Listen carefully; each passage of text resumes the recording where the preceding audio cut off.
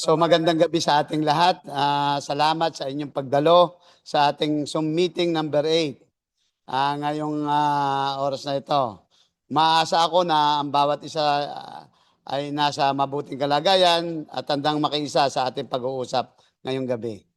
Okay, ang topic natin ngayon ay paano magsimula ng tracking business. So simple lang po base sa ating mga karanasan ang pagsisimula ng tracking business.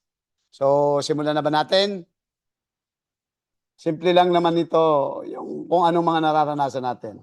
So, ang tracking business sa Pilipinas ay napakalaki ng opportunity. Kasi lumalaki ang population, ang nagbabago ang marketing system, pero yung how to serve, hindi kayang palitan ng online. So, padami ng palaki ng palaki ang opportunity kung dito sa negosyong ito kasi yung ang bumubuhay ng ating ekonomiya, isa ang logistics sa nagpapalago ng ating ekonomiya. Lalo pat ang mga infrastructure project natin ay gumaganda, napapagdugtong na natin ang Luzon, Visayas, and Mindanao. So napakalaki ng opportunity. Walang tigil po ang opportunity sa tracking business sa Pilipinas. Kaya lamang marami ang nagkakaproblema kasi doon nga sa pagkaakala na pag may truck ay pwede nang kumita. So, ang pinakamahalaga po is yung opportunity. Yung opportunity is yung market. Yung market na dapat na mauna sa lahat, yun yung ating pagtutuunan ng pansin. So, kung may market, pwede kang mag-start ng tracking. Tapos, ang sunod is yung capital, yung cash flow. So, ang sunod naman ay sistema kung paano mo may scale up o mapaparami. So, ang kailangan is market, capital, system, at saka tao. So, Chris, paalis nung natatakpan yung Ayan. So, una is client muna bago track. Well, yung iba naman,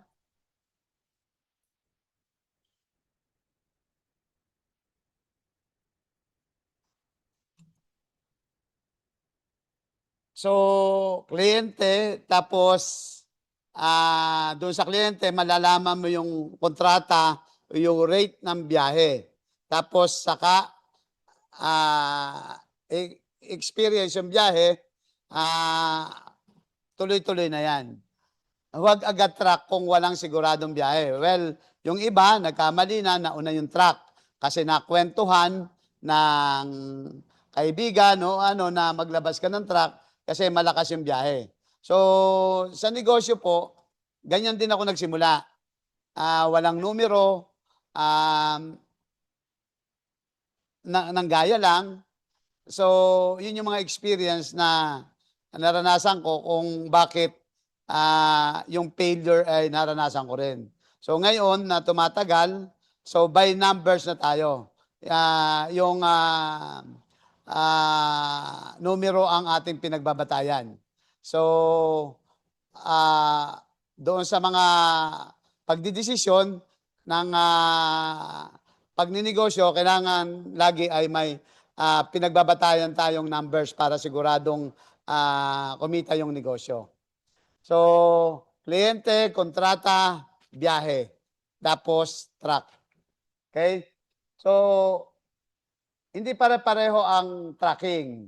Merong mga cement, container van, foods, construction, merong bulk delivery, merong maliliit na delivery.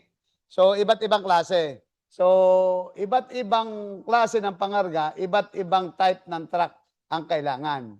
Kailangan din natin kumonsulta doon sa mga expert na mechanic na nakakaalam doon sa mga klase, halimbawa bigat ng pangarga, terrain, o ahon, o klase ng kalsada. Kaya kinakailangan tamang track sa tamang pangarga ang kailangan natin. So, ito yung sinasabi ko na paano ako nagde-decide. Typical expense structure. Paano ka mag-decide? So, kailangan i-consider mo yung rate. Yung rate, di ba, may market. So, may rate. Halimbawa, per biyahe or per bags o per tons or per kilo, kailangan makita mo yan. So, ako, pag nagde-decide, kung papasukin ko yung kontrata, tinitingnan ko yung magkano yung gross sales, yung rate, tinitingnan ko kung magkano yung expense ng diesel, salary, maintenance, ROI, ibang expenses, and then yung contingency at saka profit. So ito yung simple na example ko. Kung meron akong market na may rate na like say 28 pesos per bags, 1,200 ang karga ko per trucks. So, doon ako magko-compute. Halimbawa, so, kung ang halaga ng truck ko is around per million, kailangan kung magkano yung rate, like for example, 28 pesos times 1,200, meron akong 33,600 na gross. So, babawasin mo yung basta itinitira ko lang diyan ay yung ROI at saka profit. Yung kasing diesel, naka-allocate sa gastos ng diesel, yung salary, naka-allocate sa gastos ng salary, yung maintenance, naka-allocate sa maintenance. So, yung miscellaneous, like for example, toll fee, insurance, registration, etc., sweldo ng tao. At saka, yung contingency, pag tumaas yung diesel, o merong na-miscalculate, yun yung ginagastos ko. So, ito yung sample lang, maaaring hindi ito tama doon sa inyong rate. So, kung meron akong truck na 4 million, meron akong ROI na 20%, sa gross ko na 33,600, meron akong ROI and profit. Ibig ko sabihin, kasi yung profit ko hindi kinukuha, yung ROI at profit ko na 5%, ROI na 20%, pinagsasama ko, yun yung ibinabalik kong kapital doon sa kinapital contract. So, kung meron akong 168,000, ina-assume ko na ang trips ko sa isang buwan, nakakadalawang po akong biyahe minimum. Yun yung target ko para at least yung eksaktong monthly na dapat kong kitain ay may target ako. Halimbawa, ang monthly ko is na ROI plus profit is 168,000.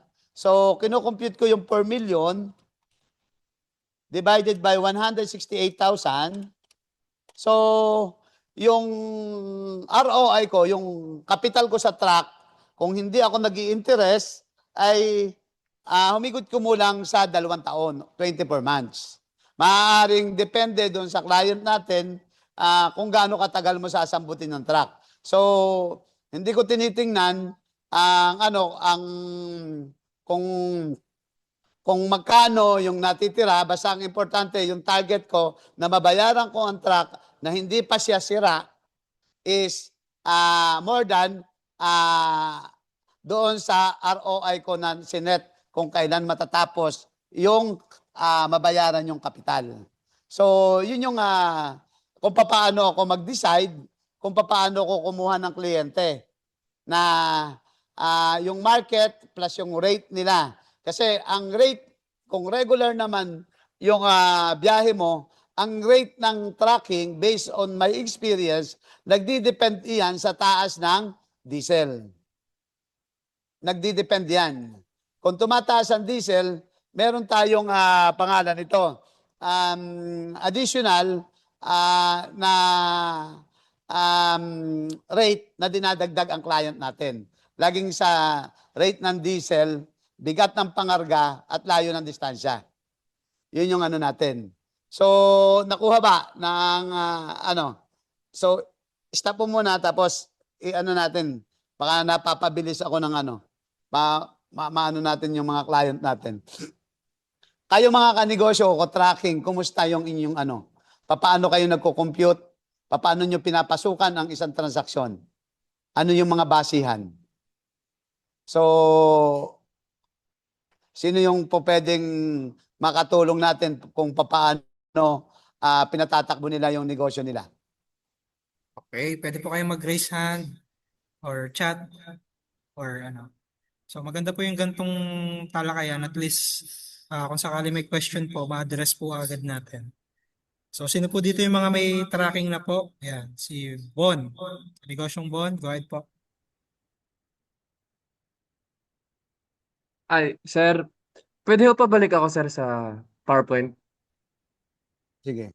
Balik mo Paano ho power. na, Sige. paano ho na-compute yung 33,000, yung sa rate? Paano po na-compute? Ito, yan. Halimbawa, Yung semento 33, yung semento yung biyahe ko, 28 pesos per bags. Ang karga ko ay 1,200. okay. Ito. So, sa 1,200, 33,600. Ang diesel ko dyan, 33,600 times 0.40. Ang budget ko sa diesel, 13,440 per trip. Ang salary ko dyan, including na pahinante, is 33,600 times 0.15. So, 5,040 ang budget ko dyan sa salary, including SS Pag-ibig, 13-month, and then yung mga dispatcher, dyan din ko yung kinukuha. So, yung maintenance budget mo is 33,600 times 0.15, 5,040. Yan yung pampalit mo ng gulong, batteries, lining, wear and tear ng mga chase oil, preventive maintenance. Ayan. Tapos, ang mekaniko mo, halimbawa, kukuha ka ng mekaniko, every 2,000 kilometers, meron kang isang mekaniko.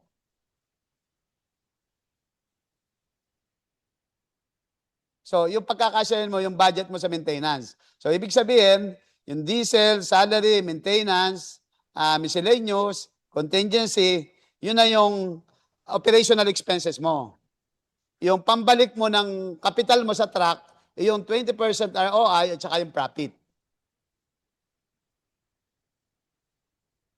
Nakuha?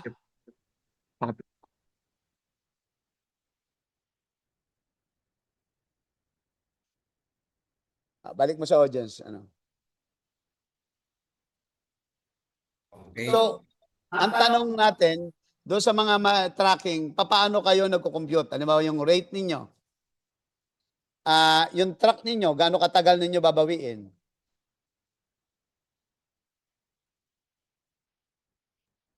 Ay, habang nag-aantay po, may tanong dito. Yung insurance po, saan siya sa gastos? Doon sa miscellaneous expense. Kung may mga other expense, sige, balik mo sa PowerPoint.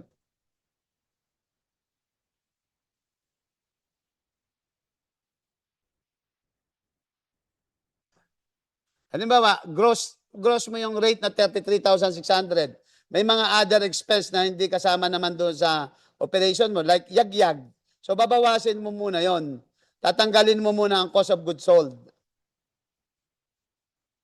Halimbawa, hindi kasama yung miscellaneous expense, yung mga sa timbangan, babawasin mo muna doon sa 33,600.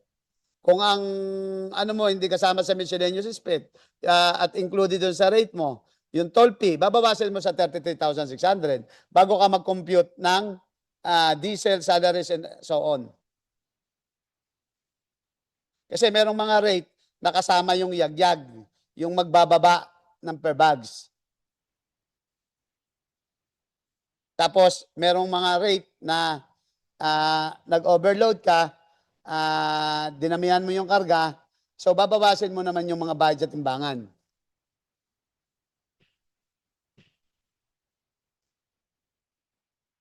Okay, tayo. May mga question po sa chat box. Sige, Paano po sige. yung boundary system ang setup? So, hindi ko alam yung boundary system.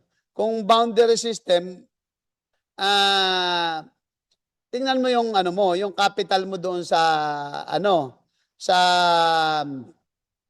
capital mo doon sa ano, sa truck mo or doon sa ano. So, doon ba sa boundary na binabayad sa'yo, sino magsi-shoulder ng maintenance? Baka yung boundary is nandoon lang ang fuel. Saan yung cost mo ng maintenance, yung mga registration, insurance, saan mo babawin yon? Okay, baka makapag-unmute po kayo or pwede ba tayo mag-unmute po sila, no?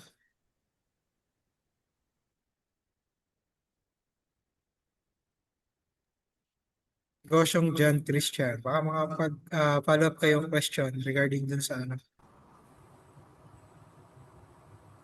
Hello, good evening. Ay, good evening. Magtanong po sana ako regarding doon sa paghahanap po ng client. Since first time ako at wala pa akong idea kung paano. Ano po yung normally na ginagawa para makakuha ng client? Naghahanap ba ng mga warehouse o pumupunta sa... May mga kumpanya naman. So, kung meron ka namang DTI or ano, gawa ka ng ano, ng pangalan nito, company profile. And then, tingnan mo yung ano, kailangan, alam mo yung mga rate ng mga same industry na papasukin mo. Para pag nagpunta ka, alam mo yung i-offer mo at alam mo yung price na i-quote mo. Tapos, ano may aalamin mo muna yung mga requirements nila kung kaya mo. So, bali po, kahit wala pang DTI permit, hindi pa na-establish yung business, pwede nang pumunta sa kanila para lang Pwede naman. i-offer lang. Meron namang mga company na hindi kailangan ng ano eh. Hindi ano ng mga resibo eh.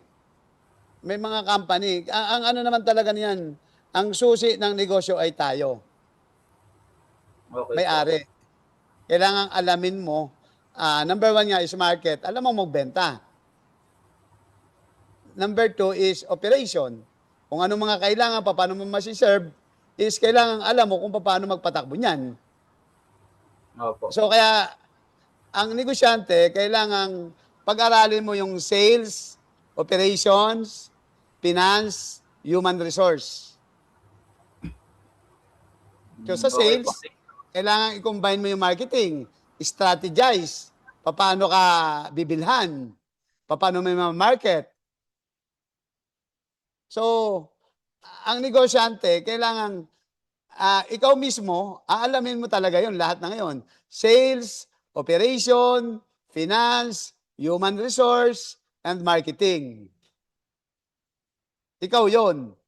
Kahit magkaroon ka ng tao na maghahawak niyan, ikaw pa rin na nag-supervise sa kanila. Na kailangan nagkakaintindihan kayo nung tao mo at saka ikaw kung paano pinatatakbo yung negosyo. Salamat po. Okay? Any question?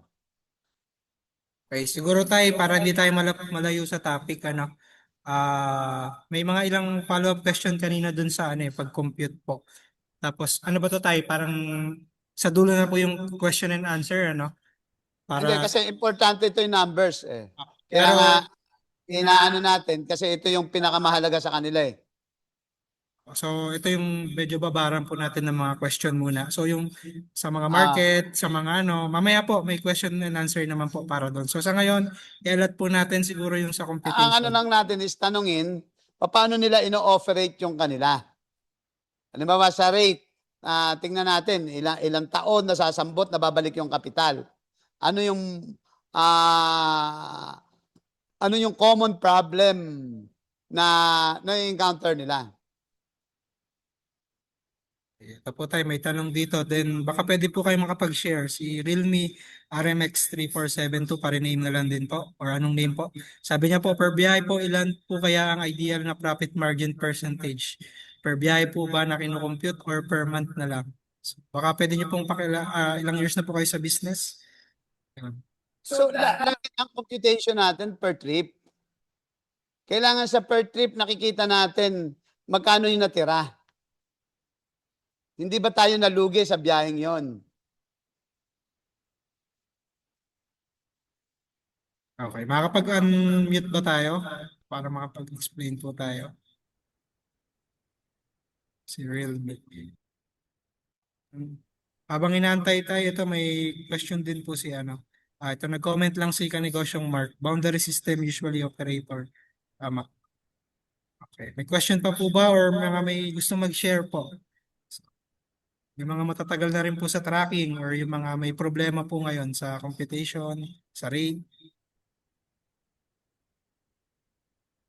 Yung negosyong Jello po, kailangan po muna kunin yung total na lahat ng expense para makuha yung break-even point. Sa feasibility po ninyo, halimbawa sa pag-aaral ninyo ng negosyo, meron po tayong target. Meron po tayong budget. Okay, so meron pa po ba ang gustong magdagdag regarding po sa ating discussion? So yung computation ng tracking po natin. So yung ito po yung pakita ko lang po ulit kay Elmi. Yung Okay. typical din yung kay Elmi po. So mag-come up po siya sa kanyang sa 30 plus years na sa tracking. So yan po yung nabuo niya na sistema. Tay Elmi, anong dagdag ko lang po? Anong gamit niyo pong tools or apps para po dito? Ang ano naman, ang accounting system ko is QuickBooks lang. Makikita mo na doon yung ano, lahat ng report doon per trip, weekly, monthly. So, mamomonitor mo rin doon magkano na yung ano mo, ano na yung ROI mo. Yung target mo ba ay nakukuha mo? Gusto natin marinig yung iba na may tracking, paano sila nagsimula, paano nila pinalalago, at paano sila nagdidesisyon. May question po si Kanegosyong Mark. Baka pwede po kayong makapag-unmute. Hello po, good evening, sir. Ay, Tanong good ko lang, evening. sir. Tanong ko lang, sir, kasi yung sa driver, meron din po kasing experience na iba po per trip, iba monthly. Usually, ano po ba yung mas effective? Kasi minsan yung driver nagtatagal lang siya ng 3 months, 2 months, tas umaalis din. Kasi yung po Kasi struggle namin ngayon sa driver. dapat kasi kung ang problema mo tao, driver, pupukusan mo ngayon yung kita ng tao. Ano Oo. ba yung normal para hindi umalis sa'yo? Ano ba ang klase ng truck ka meron? Ano po, close van. Close ba na 10-wheeler ba? Hindi po 6-wheeler lang, sir. So, magkano ba ang pinakamalaking kita ng 6-wheeler driver? Para siya mabuhay, para siya mag-stay. Yung rate ko, sir? Ngayon. Ano ba, monthly? Ang ano ko kasi, sir, depende sa sa biyahe weekly. Pag puno yung biyahe, mas mataas yung bigay ko sa kanya. Pero stay in siya, lahat libre na pagkain, everything. Ang kailangan natin is, kasi pamilyadong tao yan, dapat Mm. ano natin, yung ipapadala niya sa pamilya niya weekly. Mm. Kung hindi sasapat yun, maghahanap sa iba. Okay po. Di ba, sir, yung unang 2 driver lang naman namin nagka-problema. So, nagtanong lang din ako para po may idea din yung iba about sa Kasi nag-start sa ang driver. susi kasi ng laki ng kita ng driver ay depende sa atin. Kasi kailangan natin ma-maximize ang biyahe. Kailangan dumami. Like for example ako, ang target ko sa isang truck, kung semento, at least 20 trips a month. Tama, Sa sir, 20 20 trips trips. a month, may 2,000 siya per trip, 40,000 ang minimum niya dapat. Ganun sir, ganun din ang compute time, more or less Ganon, kasi ganun. para hindi umuli sa iyo yung driver. Driver. Tapos pag Tama. sumobra, anong incentives? Dapat, halimbawa, kalahating sakong bigas, kasi Yes, may sir, ganun, sagot bigas. kita eh. Ganun sir, Kasi yung bigas, kundi naman baboy. yung retention program, depende doon sa ating kinikita. Tama. Kaya nga, bawat truck mo may KPI, Opo. Key Performance Indicator. Yes, sir. Kasi dapat may target talaga. Kasi may maraming epekto yon. Kung ang problema mo tao, dapat nakatutok tayo sa tao. Yung sistema, aayusin natin. Opo. Yes, sir. Thank you po. Thank you po. Okay. Sige. May comment po si Kanegosyo Jello. Okay. Crew tracking usually per trip in-house fleet ng mga client, mga monthly po yung sa compensation. So baka pwede po kayo makapag-share regarding dyan, Kanegosyo Jello. Or yung iba po, baka may mga question pa or gusto mag-share. Wala yung iba nating matatagal kay Elmi na truck owners din eh. Hindi ko makita yung iba. Sige, tatry kong hanapin po sila. Ako na lang po. Tay Elmi, ano pong una yung truck? Una nakabili ako ng 10 truck na tigto 12,000 na ang napatakbo yata ay 4. Ibig ko sabihin, nung nagsisimula ako, pinaglumaan ng iba. Opo. Tapos, noong may pambili na ako, yung nakakuha ko ng mantikang negosyo, ang kargahan ko ng mantika is forward na dump na ginawa kong drop side para maibiyahe ko pa rin ng iba since noong 1992, malakas ang construction, kailangan ko sa mantika ako ng kargahan, dump truck ang binili ko na nagagamit ko sa mantika at pag hindi ko nagamit sa pagbakante, nagagamit ko naman pangakot ng buhangin, graba at saka panambak. Doon, basta ang isip ko lagi is huwag huminto yung truck ko, ma-maximize ang biyahe. Ganun po. Pero yung sa mantika po, paano nyo po na-acquire yung una yung kliyente din po? Na-acquired Yung sa mantika po. yung client. Opo. Trial lang ng trial. Ibig ko sabihin, nag-aalok from retail hanggang nakakuha ka ng wholesale. Yung sa 100, 2 tumama, okay na. Opo. Diba? Yung rejection, mas marami. Ganun lang. Hanggang naabot mo na medyo nakabisado mo na kung paano makipag-usap. Salamat po, Tay. So, walang tigil basta mabuti ginagawa natin, tatama tayo. Wala bang iba na may experience sa truck? Gusto ko kasing marinig yung iba, paano nila pinatatakbo yung tracking nila. Kasi hindi lahat naman naka-pattern sa akin, paano sa kanila, paano yung expense. Wala ba? Napatata yung mga katrackers, Sige, truck owners tuloy na natin. muna natin. Sige po. So, i-chat nyo na lang po yung mga question nyo. Tuloy na muna tayo sa presentation ni Tay Elmi. Pero isa talaga sa mga tanong na nare-receive namin yung sa computation. Siguro baka eventually tayo pagka nag-next topic tayo. Sige, next na. So, same nga, yung pinakita ko sa inyo kanina, may budget tayo sa diesel, kailangan nakatutok ka rin dyan araw-araw. Ang diesel nga na walang control, walang kita. Kung ang budget mo is 40%, tapos nagpi-50%, alin ang kakainin na dapat? Baka kainin yung ROI mo o yung profit. So, kailangan focus, continuous monitoring ng fuel, magkano ang kain ng truck mo per kilometers. So, makakatulong din yung GPS kasi yung klase ng driver na meron ka is malaking factor din yung kain ng diesel tsaka maintenance. Kung mga mali kung hindi masyadong veterano yung driver mo, yung harsh acceleration, malaking konsumo ng diesel. Tapos, yun nga, yung monitoring na pag hindi PO ang diesel mo, resibo, doon pa lang sa resibo, natalo ka na. Kasi ang pinakarga 100, ang bayad mo 150. So, Yun, kung alam mo yan, alam mo na ang konsumo, pag dispatch mo pa lang, alam mo na ang ibibigay mong diesel sa kanila. Alam mo na ang konsumo. Yun lang. So sa diesel, walang control, walang kita. Gaya nga ng ano natin sa expense, ang lahat ng expense na lahat ng budget, kung alam mo yung budget mo, walang problema yung truck. So yung tao, kung paano pagkakasyahin yung maintenance, kung maling tao, hindi kaskasero o ano yung mali ang gamit ng truck, lataas yung maintenance mo. Ganon din sa diesel. Ganon din sa depreciation ng truck mo. Kung hindi maingat, madaling malalaspag yung truck mo.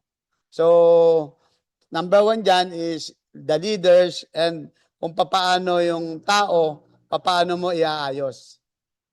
So, laging ang problema natin ay nasa tao. So, ang mga tao na dapat nating ayusin is yung disiplinado, marunong sa maintenance, hindi magnanakaw, responsable, at may malasakit. So, laging ang titingnan natin is kung paano magiging co-owner yung mga tao mo. So, depende rin yun sa leadership mo kung paano mo sila pagpahalagahan para maibalik sa iyo ang gusto mong malasakit. Yung maintenance natin, hindi dapat pag nasisira. Kailangan bago masira, ma-check na natin. Kaya nga, araw-araw, mayroon tayong bago sakyan o bago gamitin, i-check lahat yung mga dapat i-check. Sa weekly, yung dapat i-check na weekly. O sa monthly, yung full inspection natin. And then, doon sa number of kilometers, kung kailan sila papalitan ng langis, magche-check ng mga lining, para at least yung productivity ng truck mo tuloy-tuloy. Ma-target mo yung dami ng biyahe na kailangan mo kasi hindi ka nasisiraan sa daan. Kailangan hindi reactive maintenance, hindi pagsira saka lang. Kailangan may preventive maintenance tayo. So hindi namamatay ang tracking sa kulang ng biyahe. Namamatay sa cash flow. Yun, isa yung problema natin na kailangan ang bawat negosyo natin may sapat na kapital. Tracking man yan o negosyo na hindi mo siya i-drain kasi pag minsan, like for example, experience natin ngayon, kung ang kapital mo sapat lang sa 60 pesos na fuel, tapos nag-120, ngayon hindi ka nakakolekta, hindi ka makabiyahe dahil wala kang pambili ng diesel. So kaya kinakailangan, bago ka bumili ng luho, ay punuin mo muna ang kapital sa negosyo mo na magbibigay ng luho mo pagdating ng araw. Kung sobra na yung kapital mo, saka ka na mag-isip ng mga bibilhin mo na gusto mo. Kailangan mo munang mapunuan ang tamang kapital sa bawat negosyo mo. Yun yung isang maayos na ano kasi lahat ng ating mga naadika o nanggaling doon sa negosyo natin. Kaya hindi ka dapat magdagdag agad ng truck kung hindi pa sapat ang cash flow mo. Kaya ingatan. Ngayon, kung gusto mo namang continuous yung cash flow mo, makapagdagdag ka, mag-establish ka ng credit line sa bangko o sa financing institution na susuporta doon sa negosyo mo na sapat din yung interest na ibabayad mo. Hindi napakalaking interest na baka naman talunin ka pa sa kinikita mo. So, dapat may revolving capital, may maintenance reserves, may emergency fund, at saka may fuel fund. So, dapat hindi na binabawasan to. Dapat, kung maaari, ay laging may reserba para tuloy-tuloy ang biyahe. Kahit tumagal ang koleksyon, minsan kasi may mga client na more than 30 days, 60 days, minsan umihinto ka dahil walang pansuporta. So, kung nakatigil ang truck mo, mas lalong talo.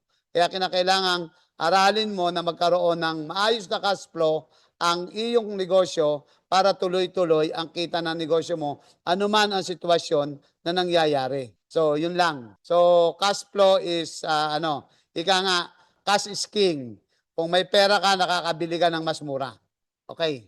So, yun. Minsan, sinasabi sa amin, mababa raw yung rate namin. So, kahit mababa at tuloy-tuloy, may siguradong kita. Kaya nga, kung meron akong 20 trips, tapos nakaka 26 trips a month, so may kita akong dagdag na 6 na biyahe. So kung sapat naman doon sa target ko na 20 trips, yung pambalik puhunan sa itinakda kong buwan o taon para mabayaran yung capital ko at yung susunod na taon ay yun ang kita. So ang normally na ano namin na experience, kung maayos ang maintenance, more than 7 years ang itinatagal ng truck. So ang maximum namin na pagsambot ng puhunan ay 3 years. Ibig sabihin, kung napatagal mo pa ang truck mo ng 7 taon, may 4 na taong kang kumikita nang wala ka ng puhunan. So, yun ang pinakatubo namin.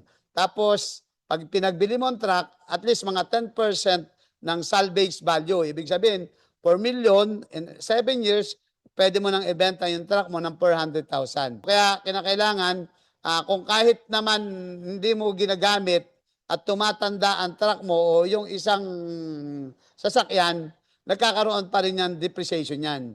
Sige, ibig sabihin, pagtanda ng truck mo, pagbaba ng value kahit hindi mo siya ginamit.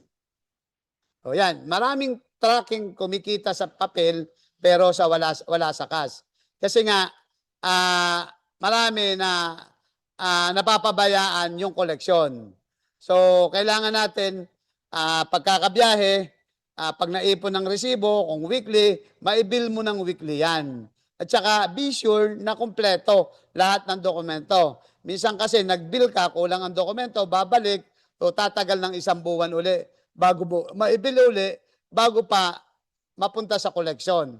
So, yung koleksyon mo, dapat, kung ang capital mo, ang capitalization mo ay para sa 1 buwang operation, kailangan makakolekta ka at least before 1 month para hindi ka ginagahol sa cash flow. So kaya kinakailangan maayos ka ring magbilling, yung sistema para sa kompleto ng pangalan nito, ng mga resibo, dapat tama.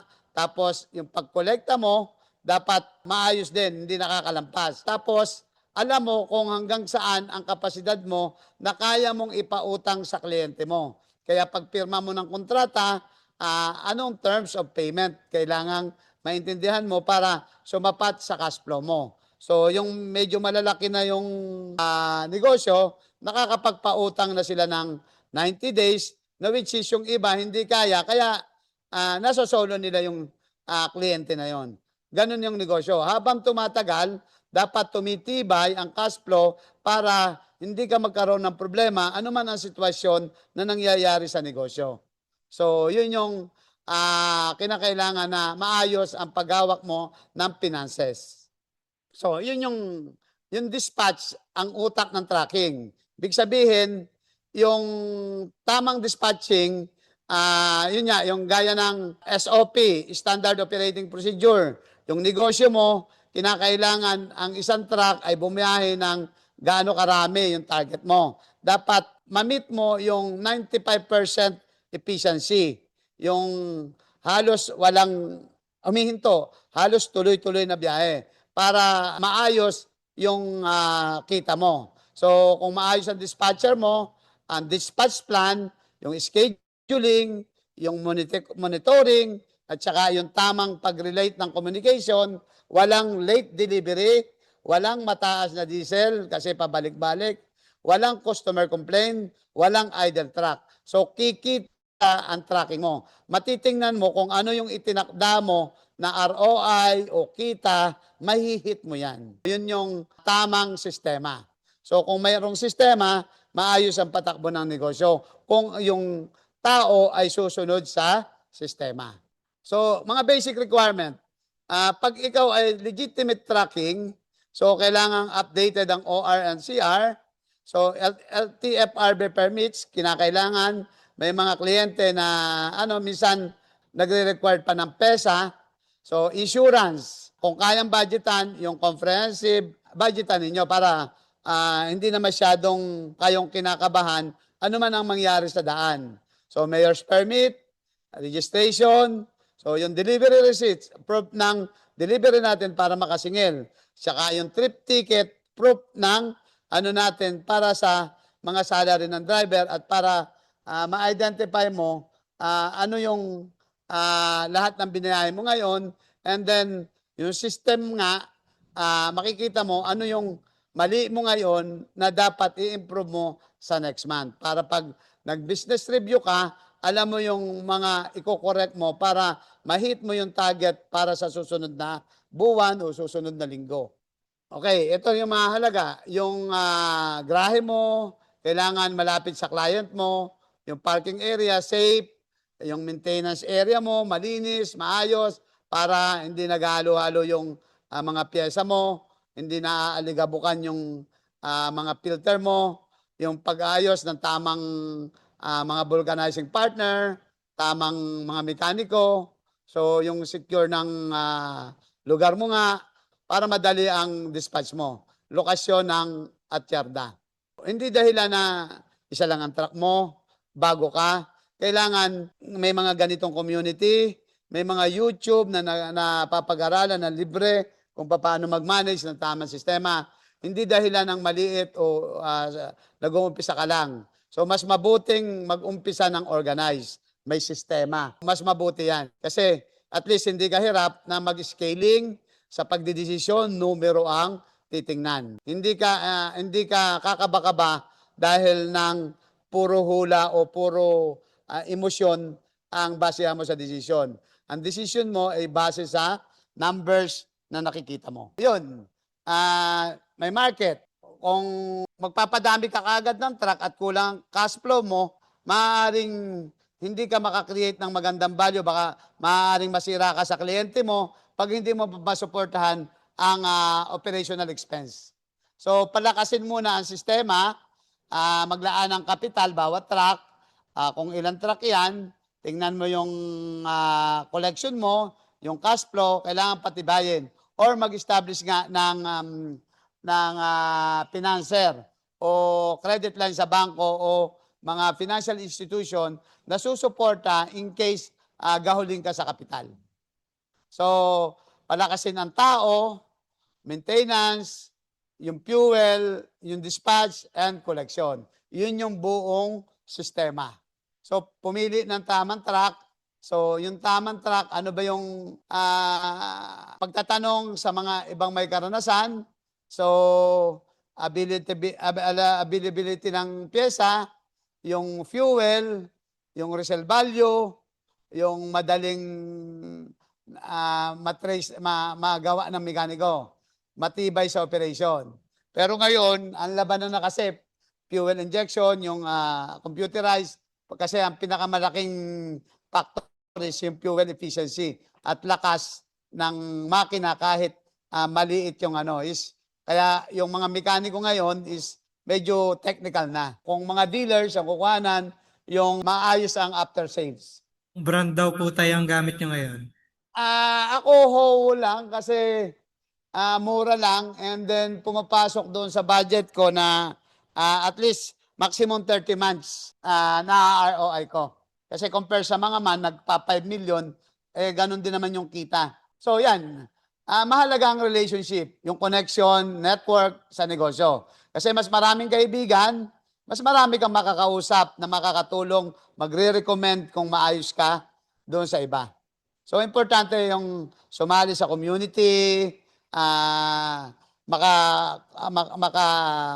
makasama ng ibang negosyante, and then magbabago rin ang mindset natin. Marami tayong matututuhan sa kanila. Hindi man biyahe, hindi man maaaring suppliers, mechanic, vulcanizing, client, drivers and dispatchers. So, lahat yan mahalaga. Walang maliit, walang malaki. Basta ang importante, you create value para sa iba. So, malaking bagay na hindi ka iniiwasan. Maraming nakikipag-connect sa'yo. So, malaking tulong yon. So, yan. Kapag walang disiplina, babagsak ang tracking. So, ganun talaga yan. Kailangan may sistema. Ang success naman is all about good behavior, attitude, and discipline. Success is sakripisyo. Kung sinasabi ng numbers, sinasabi ng mo is kailangan ganito yung gawin mo yun dapat. Madalas kasi ang pagkakamali natin yung sarili natin Yung gusto lang, hindi yung dapat, yung nasusunod. So pag mga ganon, madalas nagtutuition fee tayo. Kaya kinakailangan, may mga community nga, may mga pag-aaral, gawin ang dapat, gawin ang tama para at least konti lang yung sakripisyo natin. Discipline, rules, penalties, incentives, accountability. So, ano ba yung KPI? Key Performance Indicator. Yun yung score na target mo para at least kumita yung negosyo o magpatuloy. Ito yung system. Daily, ilan ba yung target mo? O makaisang biyahe isang araw. Ang diesel, ilang percent ba? Kung 40% yan, tumaas ba ng 40% o napababa mo? Yung downtime, yung tigil ng truck, gaano ba siya bumiyahe? So, bakit hindi pa siya nakabiyahe ngayong araw? So, yung late, yung deliveries, kailangan i-monitor mo yan para at least kinabukasan, ano yung itatama mo doon sa hindi mo nagawa o mali mong nagawa nung araw na to. So, ganun din sa weekly. Titingnan mo rin yung resulta ng araw-araw mong ginawa. Tapos, titingnan mo yung maintenance mo, magkano yung inabot, magkano yung collection mo, yung utilization ba, kung 6 na biyahe sa linggo, nagamit mo ba siya ng 6 na biyahe o 5 biyahe. O sa monthly, nakasambot ka ba doon sa buong isang buwan, na-target mo ba yung ROI, yung profit per truck, yung fuel variance, nakatipid ka ba o lumaki ba? So, yung lahat ng expenses, mamomonitor mo para at least sa pagpaplano mo sa susunod na buwan, yun yung basis mo para hindi na maulit yung mali o para madagdagan pang kita. Yun nga, hindi dami ng truck ang sukatan. Sistema ang sukatan. Mas maganda, sapat lang ang truck, pero maximize ang biyahe. Di ba? Kakaunti yung pasusweldohin mo, kakaunti ang i-maintain mo, pero nakukuha mo pa rin yung target na biyahe mo. Kung maayos ang maintenance, kompleto ang driver, matatarget mo yung target mo. Mas malaki ang kita kung kakaunti at maraming biyahe. Kaysa sa maraming biyahe, maraming truck, nakakaunti ang biyahe. Siyempre, yung truck na nakatigil ay lugi. Kasi depreciation cost, yung registration, yung lahat ng expense na kahit hindi bumiyahe ay meron. And then, pag hindi mo pinabiyahe yan, yung mga battery niyan may expire, maaaring kung hindi mo wala sa lilom, sa initan, yung goma niyan magagato, yung bearing magi-stack up. Kaya kinakailangan maximize ang biyahe, maximize ang productivity para ang ROI mabalik agad. So yan, gaya na nasabi nila kanina. So kung hindi mo ma-monitor ang diesel at lumaki yan, malulugi ka. Yan, gaya na yan. So very important tayo ang tao. Kinakailangan partners ang tingin natin sa tao. Kailangan may ownership. So yung ownership ng is makukuha mo yan based doon sa leadership mo kung paano mo sila patunguhan. Paano mo siya pagpahalagahan. O yan, yung cash flow nga. Very important yan. Huwag ipagbalang bahala kahit sa tingin mo hindi mo pa kailangan. Kailangan regular. Titingnan mo lagi sa sarili mo kahit may pera ka, isipin mong wala kang pera para tuloy-tuloy na importanteng makapangolekta na on time. Okay, diyan nagtatapos yung natin, presentation, simple presentation kung paano ko pinatatakbo yung tracking business ko at yung mga natutuhan ko, paano ko rin ini-apply sa sarili ko. At yan ang isinishare ko sa inyo na para at least kung may mapulot kayo, kung same yung natin, pagpapatakbo ng negosyo, yan ang pattern ko kung paano ko pinalalago ang aking hanapbuhay. Thank you very much. O kung meron mga question, pwede nating sagutin.